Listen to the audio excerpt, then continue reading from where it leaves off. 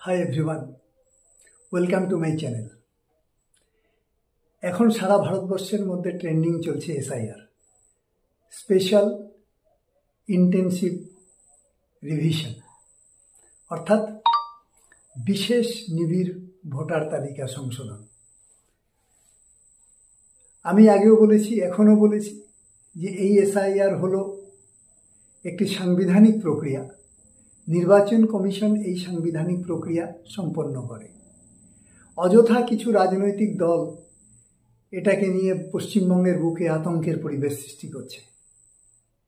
আজকে কোচবিহারে নির্বাচন কমিশনের প্রতিনিধি দল এসছে। তারা বিভিন্ন খোঁজখবর নিয়েছে, ছিটমহলবাসীদের সাথে বিশেষ করে কথা বলেছে। আপনারা জানেন 2015 সালে ভারত এবং বাংলাদেশের মধ্যে ছিটমহল বিনিময় হয়েছিল। কিছু বাংলাদেশের ছিট ভারতবর্ষে এসেছিল, কিছু ভারতবর্ষের ছিট বাংলাদেশে গিয়েছিল ভৌগোলিক অবস্থান অনুযায়ী। এবং সেই সময় যারা ভারতবর্ষে এসেছিলেন তাদের প্রত্যেককেই ভারতীয় নাগরিকত্ব দেওয়া হয়েছে। এবং তাদের মধ্যে অনেকে সেই সময় 2015 আগে বাংলাদেশে ছিলেন। স্বাভাবিক কারণে তাদের 2002 সালে ভোটার লিস্টে নাম থাকবে না। তো সেখানেও আন্দোলন করানোর চেষ্টা হয়েছিল কারোর অঙ্গুলি হেলনে, কিন্তু নির্বাচন কমিশনের প্রতিনিধি দল এসে আজকে এই সমস্যার সমাধান করে দিয়েছে। এটা তাদের জন্য প্রতিবন্ধকতা হয়ে দাঁড়াবে না। কাজেই অযথা আতঙ্কিত হবেন না। 2002 সালে যদি ভোটার লিস্টে আপনার নাম থেকে থাকে তাহলে ভয়ের কিছু নেই।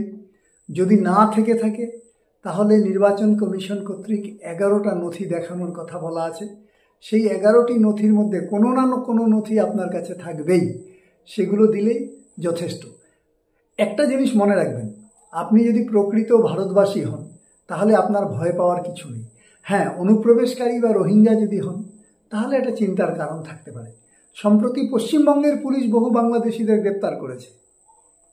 এবং একটা জিনিস দেখা যাচ্ছে যে আজ থেকে 15 বছর আগে যে নেতা এই এসআইআরের পক্ষে বলেছিলেন, আজকে এসআইআরের বিপক্ষে বলছেন। এখানে দয়া করে কেউ আতঙ্কিত হবেন না। নির্বাচন কমিশনের দ্বারা এই প্রক্রিয়া সম্পন্ন হবে।